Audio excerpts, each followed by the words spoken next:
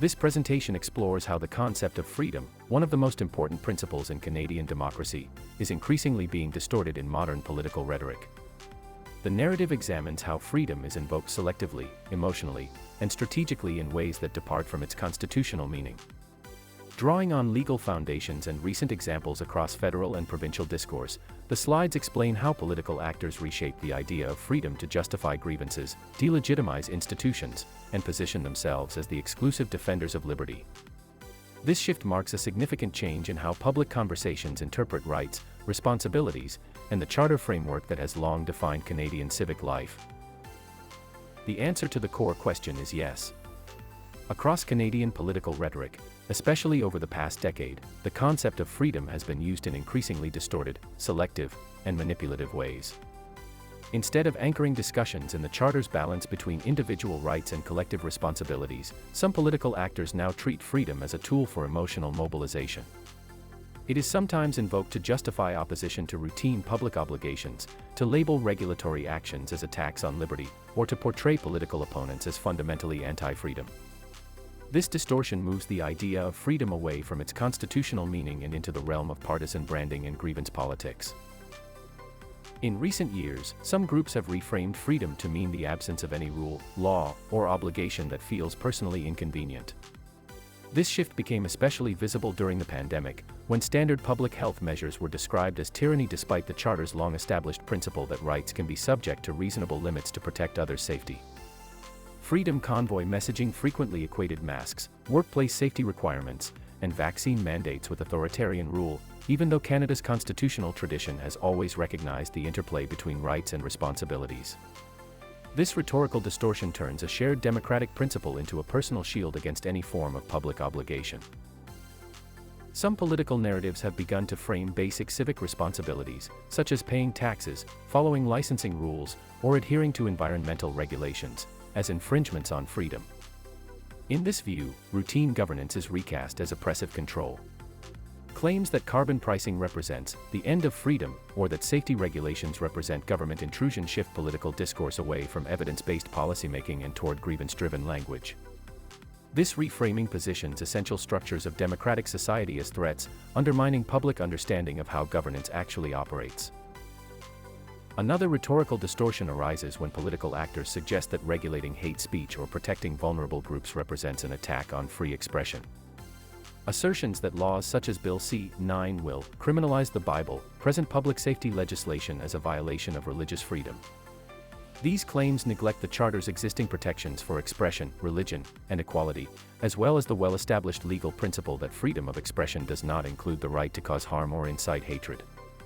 Such rhetoric weaponizes the language of freedom to resist measures designed to safeguard Canadians against discrimination and targeted harm.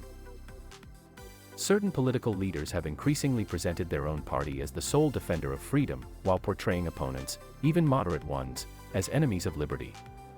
This reframes freedom as partisan property rather than a shared constitutional right enjoyed by all Canadians.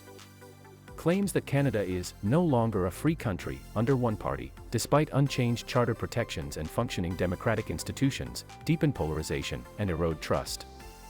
By recasting a universal civic value as a tool of partisan branding, this rhetoric narrows the space for constructive democratic debate.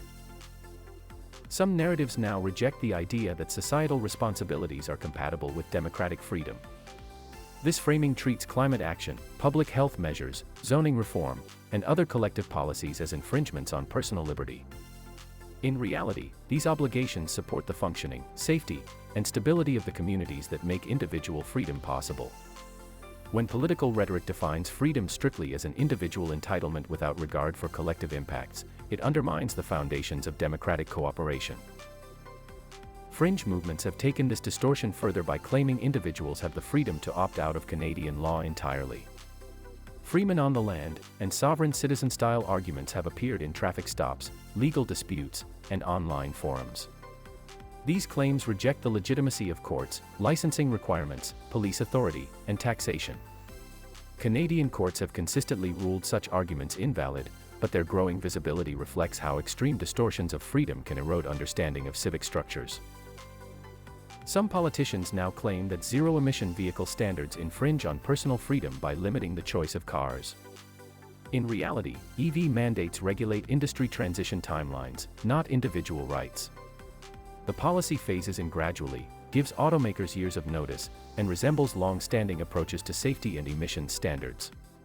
Consumers remain free to choose any vehicle that meets national regulations, just as they always have. By framing regulatory policy as an attack on liberty, this rhetoric mischaracterizes normal governance as coercion. Political branding has increasingly turned the idea of freedom into a catch-all slogan disconnected from its legal foundations.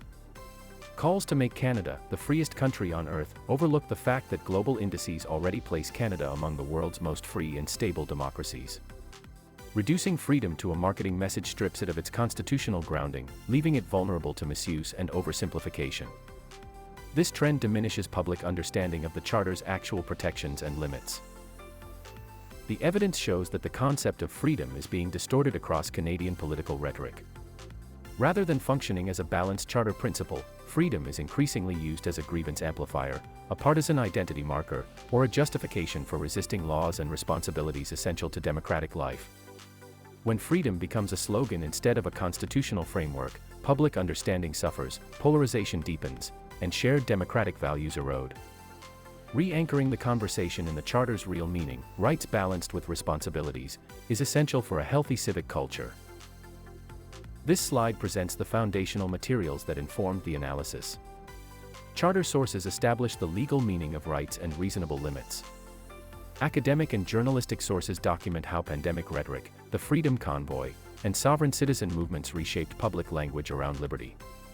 Public policy documents clarify what EV regulations actually do, countering distorted claims.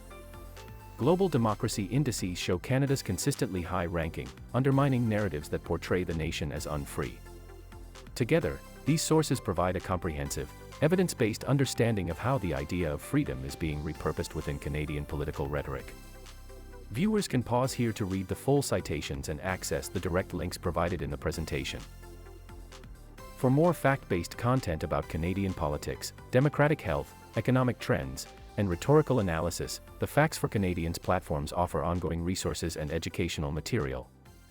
These outlets aim to strengthen public understanding, improve media literacy, and support evidence-based democratic engagement.